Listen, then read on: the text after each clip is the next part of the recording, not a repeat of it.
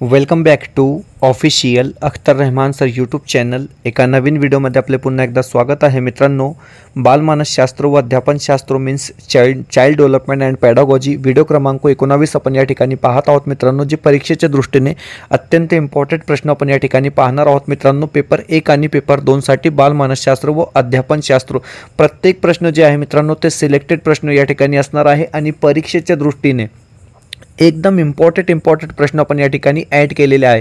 तर चला व्हिडिओ सुरू करूया। व्हिडिओ सुरू करण्या अगोदर आपण जर आमच्या चॅनलवर नवीन असाल तर प्लीज चॅनलला सबस्क्राइब करा। साईडचे जे बेल नोटिफिकेशन आहे त्याला देखील ऑन करा, जेणेकरून आपल्याला अशाच प्रकारचे व्हिडिओवर पाहायला मिळेल। मित्रांनो, डिस्क्रिप्शनमध्ये आमच्या टेलिग्राम आणि व्हॉट्सअप चॅनलची लिंक सुद्धा दिलेली आहे, तेथे जाऊन आपण आमच्या टेलिग्राम आणि व्हॉट्सअप चॅनलला सुद्धा जॉईन करू शकतात। पाहूया प्रश्न क्रमांक 1। प्रत्येक प्रश्न जे आहे मित्रांनो ते परीक्षेच्या दृष्टीने खूप महत्त्वपूर्ण प्रश्न या ठिकाणी असणार आहे। प्रश्न विचारलेला आहे की खालीलपैकी कोणत्या प्रश्नातून सर्जनशीलतेला वाव मिळते। आता हे बघा मित्रांनो, सर्जनशीलते संदर्भात प्रश्न विचारलेला आहे आणि ऑप्शन दिलेले आहे। सूर्य उगवला नाही तर काय होईल, वाटसरू कोणाला म्हणतात, न्याय म्हणजे काय, किंवा तुला आवडणाऱ्या ऐतिहासिक स्थळाची नावे सांग। तर हे बघा, खालीलपैकी कोणत्या प्रश्नातून सर्जनशीलतेला वाव मिळतो, तर ऑप्शन क्रमांक 1 काय असेल मित्रांनो, आपला बरोबर उत्तर असणार आहे की सूर्य उगवला नाही तर काय होईल। या प्रश्नात जे आहे मित्रांनो सर्जनशीलतेला वाव मिळतो, म्हणजे ऑप्शन क्रमांक 1 जे राहणार आहे ते आपला बरोबर उत्तर असणार आहे। प्रश्न विचारलेला आहे की आकारिक मूल्यमापनाच्या काय म्हणून ओळखतात। आता हे बघा मित्रांनो, जर तुम्ही शिक्षक आहे तर तुम्हाला माहित पाहिजे की आकारिक मूल्यमापन काय आहे। आकारिक मूल्यमापनालाच डॅश डॅश असे म्हणतात। अशा प्रकारे प्रश्न आहे आणि आपल्याला 4 ऑप्शन दिलेले आहे। विकासात्मक मूल्यमापन, नैदानिक मूल्यमापन, स्थान निश्चिती मूल्यमापन किंवा अंतिम मूल्यमापन। तर हे बघा मित्रांनो, आकारिक मूल्यमापनालाच विकासात्मक मूल्यमापन असे म्हणतात, म्हणजे आपला पर्याय क्रमांक अ काय असेल, बरोबर उत्तर राहणार आहे। पर्याय क्रमांक 1 जे असेल मित्रांनो ते आपला काय असणार आहे, बरोबर उत्तर या ठिकाणी असणार आहे। पुढचा प्रश्न, प्रश्न क्रमांक 3। प्रश्न क्रमांक 3 विचारलेला आहे की संवेदनासाठी डॅश डॅश असणे आवश्यक आहे। खूप इम्पॉर्टंट प्रश्न आहे मित्रांनो, कारण की संवेदना आणि अवबोधा संदर्भात नेहमी प्रश्न जे आहे ते प्रत्येक परीक्षेमध्ये विचारला गेलेला आहे। या ठिकाणी प्रश्न आहे की संवेदनासाठी डॅश डॅश असणे आवश्यक आहे। तर हे बघा, उद्दीपक, प्रतिमा, कल्पना किंवा संबोध। तर हे बघा मित्रांनो, उद्दीपक असणे काय आहे, आवश्यक आहे किंवा उद्दीपक असणे गरजेचे आहे। संवेदनासाठी उद्दीपक असणे आवश्यक आहे, म्हणजे उद्दीपक नसेल तर संवेदना होत नाही असे तुम्ही समजून घ्या। ऑप्शन क्रमांक 1 काय असेल आपला योग्य उत्तर असणार आहे। पुढचा प्रश्न, प्रश्न क्रमांक 4। आता 4था प्रश्न या ठिकाणी विचारलेला आहे की अनुभवाची ज्ञानात्मक बाजू म्हणजे विचार ही व्याख्या कोणी केली। तर हे बघा मित्रांनो, अनुभवाची ज्ञानात्मक बाजू म्हणजे विचार अशी व्याख्या कोणी केली प्रश्न विचारलेला आहे। ऑप्शन दिलेले आहे अल्पोर्ट, क्राउडर, रॉस किंवा नॉर्मल एन मन। तर हे बघा, नॉर्मल एन मन काय असणार आहे, आपलं योग्य उत्तर असणार आहे, कारण की अनुभवाची ज्ञानात्मक बाजू म्हणजे विचार होय अशी व्याख्या कोणाची आहे, तर नॉर्मल एल मन यांची आहे। ऑप्शन क्रमांक जे 4 असेल ते आपला काय असणार आहे, बरोबर उत्तर असणार आहे। पुढचा प्रश्न, प्रश्न क्रमांक 5। 5वा प्रश्न विचारलेला आहे की खालीलपैकी कोणती आंतरिक संवेदना नाही। आता आंतरिक संवेदनेसंदर्भात या ठिकाणी प्रश्न विचारलेला आहे आणि आपल्याला मित्रांनो 4 ऑप्शन दिलेले आहे। भूक लागणे हे काय आहे, आंतरिक संवेदना आहे। झोप येणे हे सुद्धा काय असणार आहे मित्रांनो, आंतरिक संवेदना असणार आहे। आणि तहान लागणे हे सुद्धा आंतरिक संवेदना आहे, परंतु आंतरिक संवेदना नाही तर टीव्ही कडे लक्ष जाणे हे काय असणार आहे मित्रांनो, आंतरिक संवेदना नाही, म्हणजे ऑप्शन क्रमांक 4 जे असेल ते आपला योग्य उत्तर राहणार आहे। पुढचा प्रश्न, प्रश्न क्रमांक 6। 6वा प्रश्न विचारलेला आहे, हे बघा, व्यक्तीच्या जैविक देणगीपासून व्यक्तीने जीवन जागेपर्यंत केलेली वाटचाल म्हणजे व्यक्तिमत्व होय। ओके, अशी व्यक्तिमत्वाची व्याख्या खालीलपैकी कोणत्या मानसशास्त्रज्ञाने केली आहे। हे बघा मित्रांनो, व्यक्तिमत्वाची व्याख्या या ठिकाणी दिलेली आहे की व्यक्तीच्या जैविक देणगीपासून व्यक्तीने जीवन जागेपर्यंत केलेली वाटचाल म्हणजे व्यक्तिमत्व होय अशी व्याख्या कोणाची आहे। अशा प्रकारे प्रश्न विचारलेला आहे आणि आपल्याला ऑप्शन दिलेले आहे नॉर्मल एन मन, डब्ल्यू ऑलपोर्ट, किंबल किंवा वॉटसन। तर हे बघा मित्रांनो, हे जे असणार आहे वॉटसनची व्याख्या असणार आहे। ऑप्शन क्रमांक डी काय असेल आपलं बरोबर उत्तर असणार आहे। पुढचा प्रश्न, प्रश्न क्रमांक 6।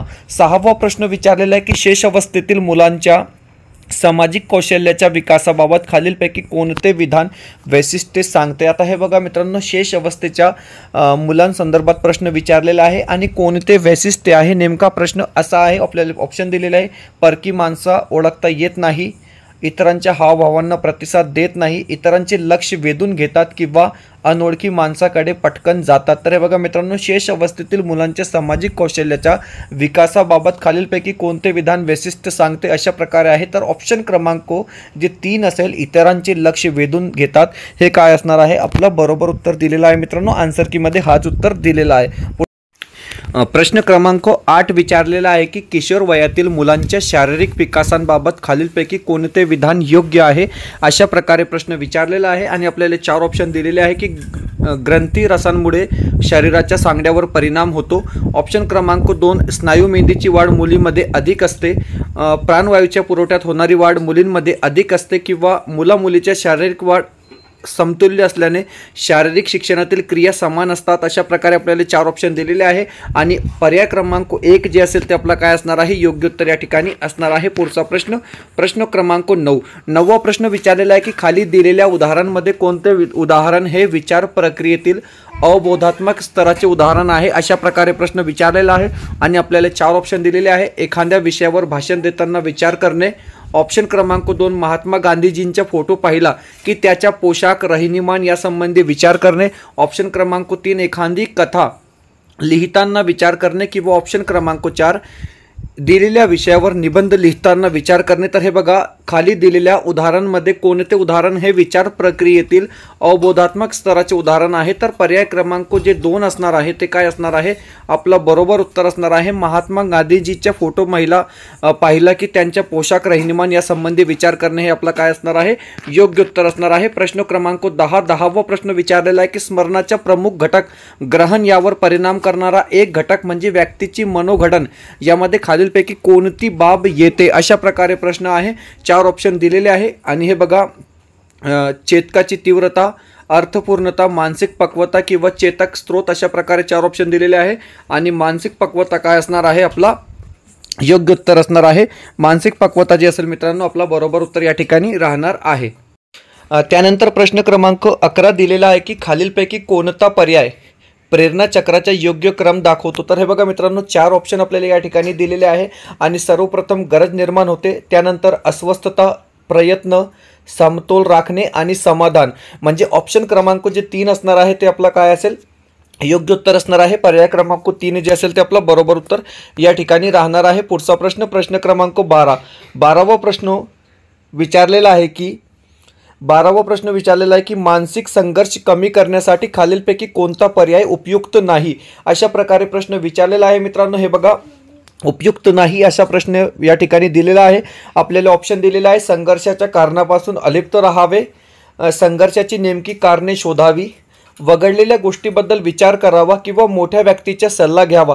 तर बघा, मानसिक संघर्ष कमी करण्यासाठी खालीलपैकी कोणता पर्याय उपयुक्त नाही अशा प्रकारे प्रश्न आहे.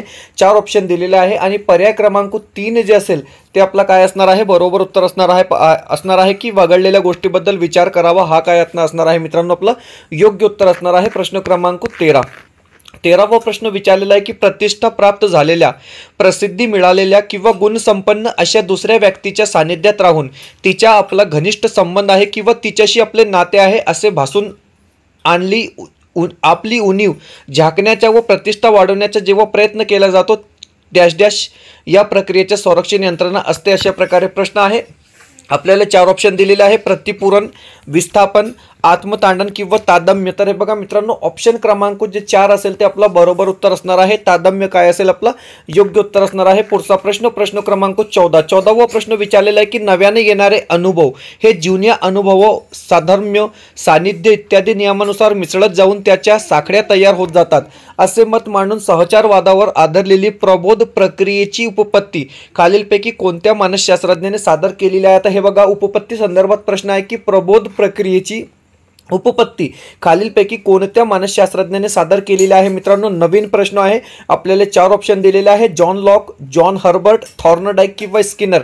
तर हे बघा प्रबोध प्रक्रियेची जी उपपत्ती असणार आहे ते जॉन हर्बर्ट यांची असणार आहे. म्हणजे पर्याय क्रमांक जे 2 असेल ते आपला काय असणार आहे? बरोबर उत्तर या ठिकाणी असणार आहे. पुढचा प्रश्न, प्रश्न क्रमांक 15. 15वा प्रश्न दिलेला आहे की स्वयंशिक्षण स्वतंत्र सहकार्य खालीलपैकी कोणत्या आधुनिक शिक्षण पद्धतीच्या आधारभूत तत्व आहे? तर हे बघा मित्रांनो स्वयंशिक्षण म्हटलं म्हणजे डाल्टन पद्धती. ऑप्शन क्रमांक 2 जे असेल ते आपला काय असणार आहे मित्रांनो? योग्य उत्तर असणार आहे. व्हिडिओ आवडत असेल तर प्लीज व्हिडिओला लाईक करा. आपण जर आमच्या चॅनलवर नवीन असाल तर प्लीज चॅनलला सबस्क्राईब करा.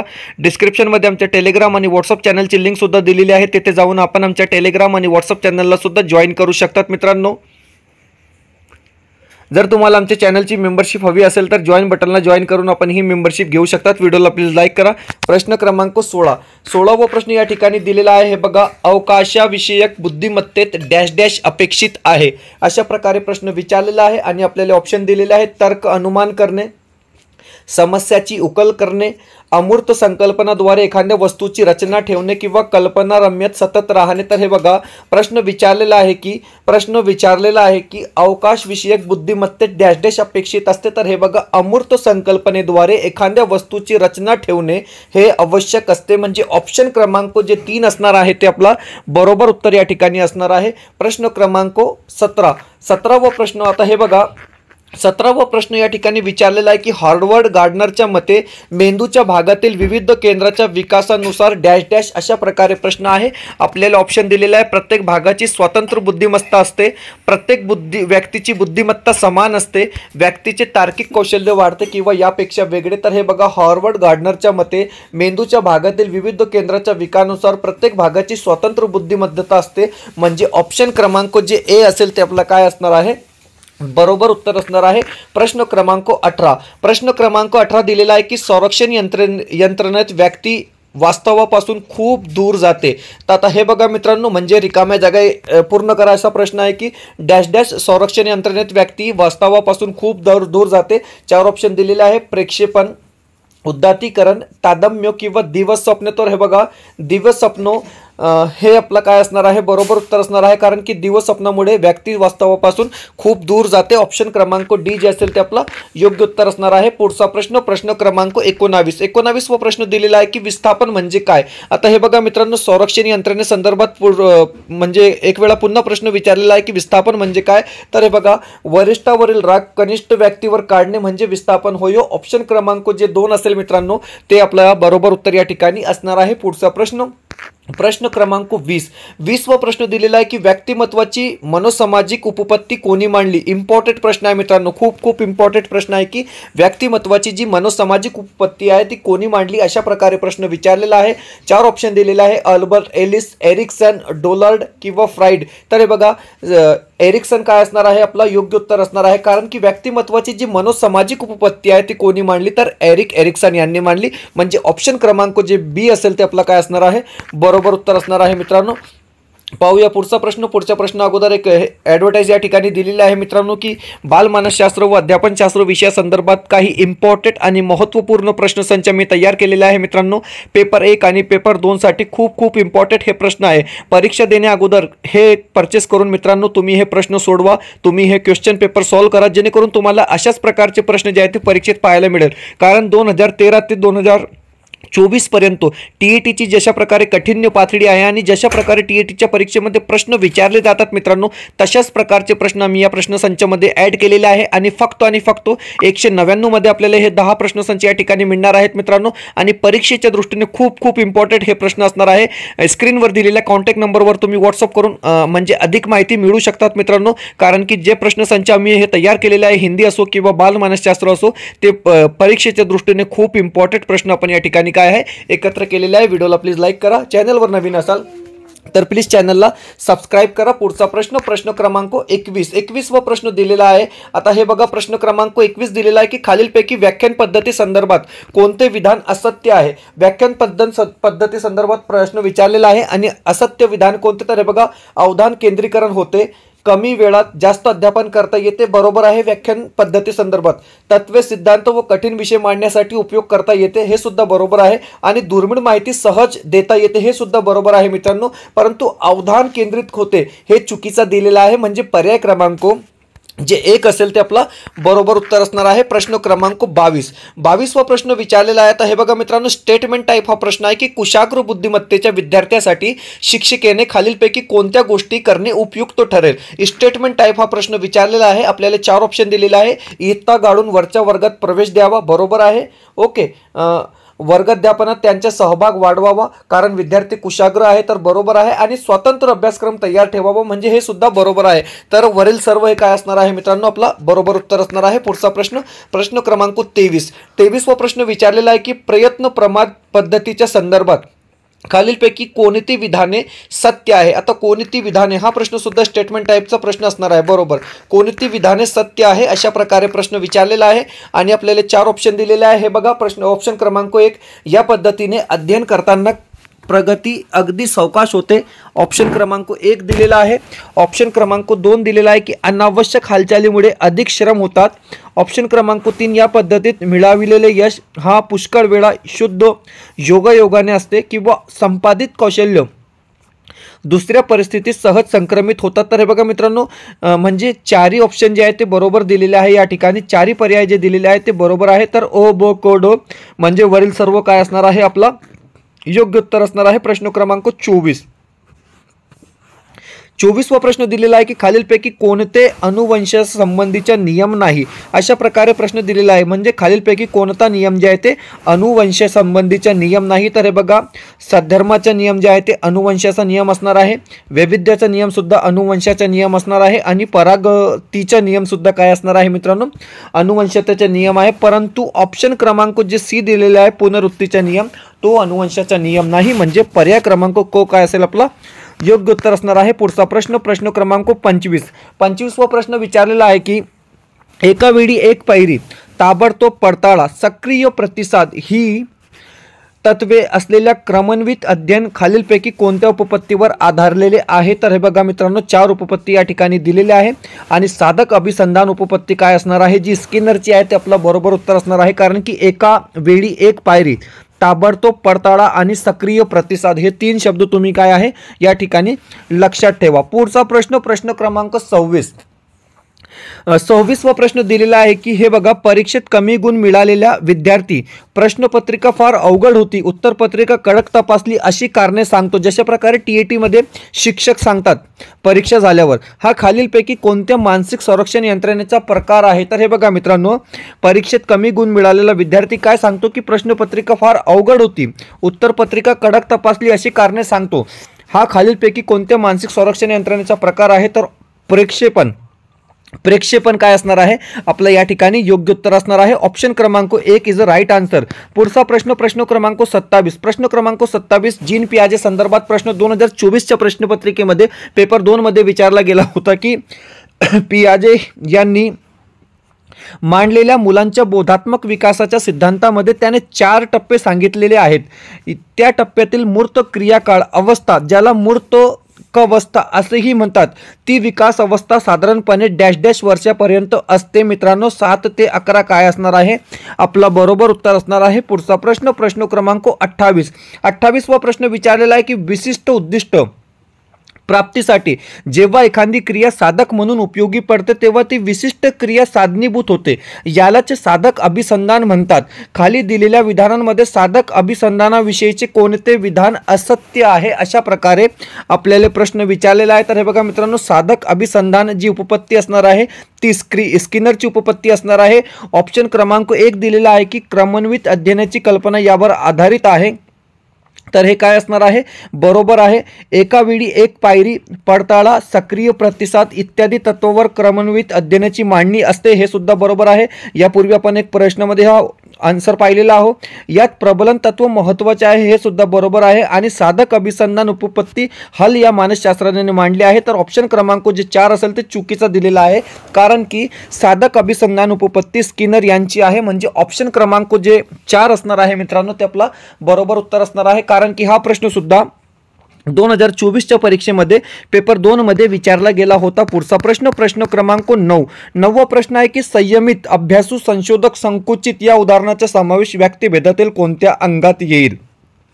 अशा प्रकारे प्रश्न विचारलेला आहे आणि आपल्याला 4 ऑप्शन दिलेले आहे. आवड निवड, वृत्ती, बौद्धिक किंवा शारीरिक. तर हे बघा मित्रांनो, संयमित, अभ्यासू, संशोधक आणि संकुचित या उदाहरणाचा समावेश वृत्ती मध्ये येईल. म्हणजे ऑप्शन क्रमांक 2 जे असेल ते आपला काय असणार आहे? योग्य उत्तर असणार आहे. प्रश्न क्रमांक 30 आणि आजचा आपला शेवटचा प्रश्न विचारलेला आहे की विद्यार्थ्यांच्या विचारशक्तीचा व तर्कशक्तीचा विकास होण्यासाठी शिक्षकांनी काय टाळावे? तर हे बघा, शिक्षकांनी आपले मते विद्यार्थ्यावर लादू नये, बरोबर आहे. मुलांमते मांडण्याची मुभा द्यावी, बरोबर आहे. सर्व मतांचा चिकित्सक विचार करण्यास शिकवावे, हे सुद्धा बरोबर आहे. आणि मनावर भावना व पूर्वग्रहाचा पगडा ठेवून विचार करावा, हा काय आहे मित्रांनो? चुकीचा दिलेला आहे. तर ऑप्शन क्रमांक जे 4 असेल ते आपला बरोबर उत्तर असणार आहे मित्रांनो. अशा प्रकारे 30 प्रश्न आपण आजच्या या व्हिडिओच्या माध्यमातून पाहिले आहोत. प्रत्येक प्रश्न जे आहे मित्रांनो ते परीक्षेच्या दृष्टीने खूप इम्पॉर्टंट आपण या ठिकाणी पाहत आहोत मित्रांनो. व्हिडिओला जास्तीत जास्त शेअर करा. व्हिडिओ आवडत असेल तर प्लीज व्हिडिओला लाईक करा मित्रांनो. आणि शेवटचे 27 दिवस बाकी आहे मित्रांनो. आणि तुमच्यासाठी एक विशेष ऑफर आम्ही या ठिकाणी घेऊन आलो आहोत. हे बघा, हिंदी प्रश्नसंच 1, हिंदी प्रश्नसंच 2, बालमानसशास्त्र प्रश्नसंच 1, 2, हिंदी नोट्स पेपर 1 आणि 2 साठी आणि समाजशास्त्राचे 300 महत्त्वपूर्ण प्रश्न, हे सगळं जे तुम्हाला मिळणार आहे मित्रांनो फक्त आणि फक्त 499 मध्ये मिळणार आहे. स्क्रीनवर जे नंबर दिलेला आहे त्या नंबरवर व्हॉट्सअप करून तुम्ही हे परचेस करू शकतात मित्रांनो. आणि हे सगळी सामग्री जी आहे ते तुम्हाला PDF स्वरूपात त्वरित भेटेल. तर वेळ खूप कमी आहे मित्रांनो. Just 27 days are left. फक्त 27 दिवस बाकी आहे परीक्षेला. आणि आताच हे परचेस करा मित्रांनो आणि अभ्यासाला लागा. कारण जितका कंटेंट आम्ही तयार केलेला आहे, जितका मटेरियल आम्ही तयार केलेला आहे ते परीक्षेच्या दृष्टीने खूप इम्पॉर्टंट असणार आहे. तर या नंबरवर कॉन्टॅक्ट करून तुम्ही व्हॉट्सअप करा मित्रांनो आणि अधिक माहिती घेऊन घ्या. भेटूया पुढच्या व्हिडिओमध्ये काही नवीन प्रश्नांसोबत.